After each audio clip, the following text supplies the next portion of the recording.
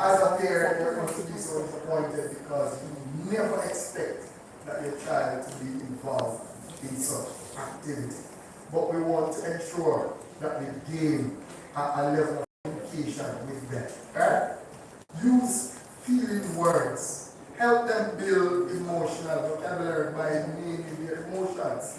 Allow them to feel like they are okay to express themselves in such a way. Teach emotional regulation. Guide them through challenges with their parents, with their children, because of how we relate to them at times. Because of sometimes our stand with them or what we say to them will push them into a corner, and you find that they'll find different outlets to vent, which is really the safest thing to do. But if they find that they can't trust their parents, their father, their mother, they'll find other alternatives to vent and to do. So we want to encourage that our children, our child, they'll be able to see as a safe place to share their deep secrets and feelings. Yes? Using deep breathing, mindfulness, or other strategies to help them smooth their relationship with you. Yes? Encourage problem solving. Discuss constructive ways to deal with tough situations rather than reactive impulsively. Yes? So we want to ensure that when our child, our children approaches us for any reason of the sort, they are safe, they feel welcome, and they feel secure, knowing that mommy got me, knowing that daddy got me, whatever the case may be. Should I continue?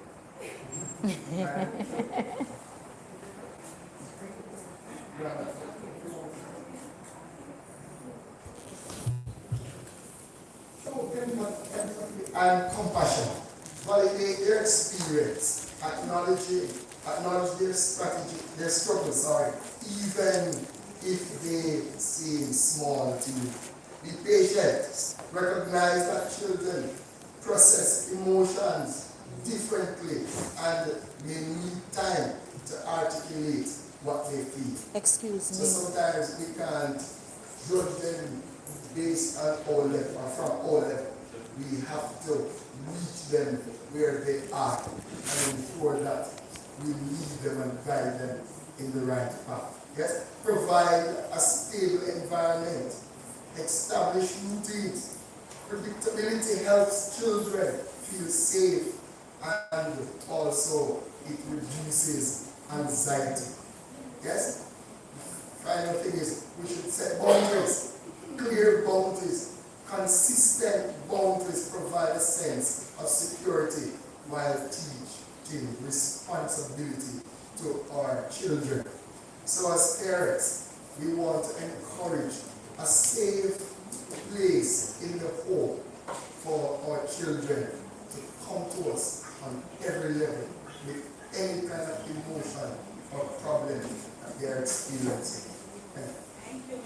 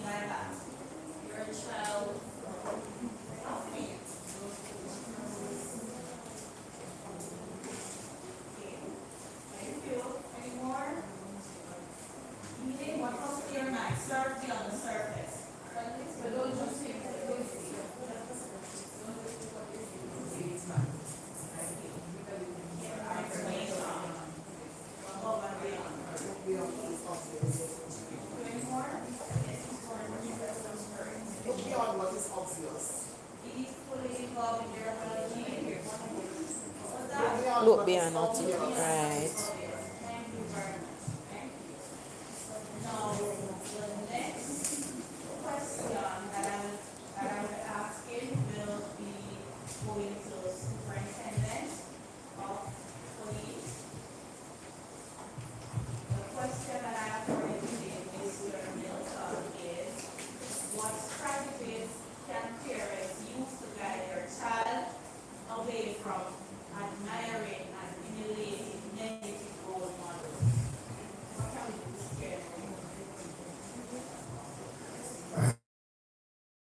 Thank you very much for the question. Good afternoon, Madam Moderator. Good afternoon, parents. Good afternoon. All right. What strategy the parents use to guide their children away from admiring and emulating negative role model?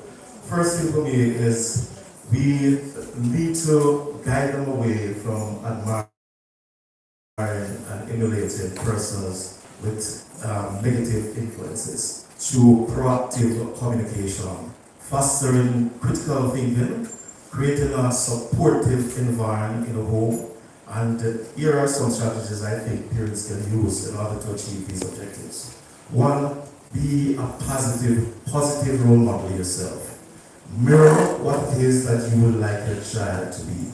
All right, we learn more from what we see than from what we hear. All right, so we must lead by example. To acknowledge the mistakes that your children make.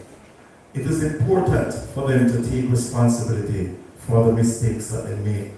It's also equally important for them to learn from those mistakes. And if every time they make a mistake, they are severely reprimanded, then they may not be too, keen and owning up to the mistakes that they make. And you want them to be as honest and as frank with you as they possibly can. Listen, your children should see you as parents as someone that they can relate to, a solace in times of need. That is very, very critical. We also encourage proactive communication. Discuss the role model that you would like your child or children to admire. All right? Talk openly as to what this role model should be so that they can understand and reach their own perspective as the kind of role model that they would like to look up to and emulate. Very, very important. Also, express concerns. If the role model that they admire is of a negative influence, just put across to them in a manner that they can understand the reason why you believe that this is not the appropriate figure to emulate. And ladies and gentlemen, it's critical and important for you to understand the generational gap between yourself and your children. You see and process things sometimes differently from the way they do. And it's very important that you understand this in order to understand them. Be non-judgmental. Oftentimes we are very judgmental with our children because we're the adults. We know more than they do. All right, we tend not to see things from their perspective, and we tend to criticize the choice they make. And sometimes when we do this, we, grow up children that are not too assertive the way they ought to be, ladies and gentlemen, and they are not too keen on discussing with you the perspectives that they have or the persons that they may want to emulate, because they are fearful of you being overly judgmental of them and their decision and criticizing them for this. Teach your children critical thinking. Allow them to analyze actions and consequences. Encourage your child to think. These are human beings with minds of their own. Right. Understand their own perspective.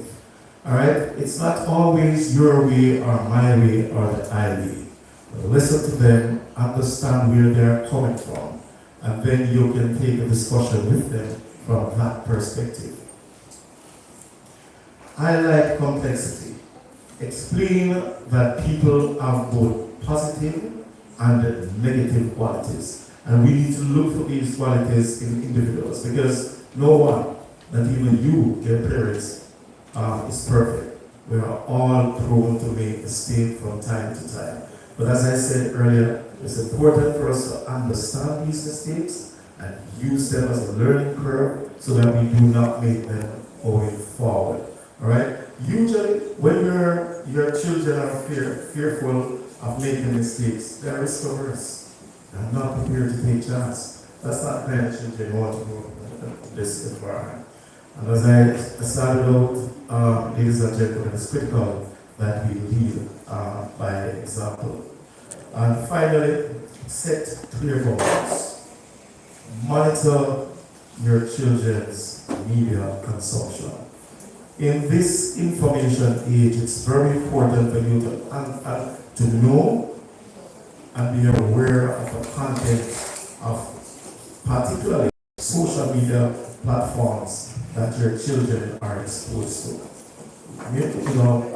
It's again, it's not that you're creating an autocratic environment for your children, but it's that you are guiding them in a direction where they will not be overly exposed to negative material that may negatively influence their and their decision-making process. So that is, in a nutshell, is how I think we should go about with this. Very important.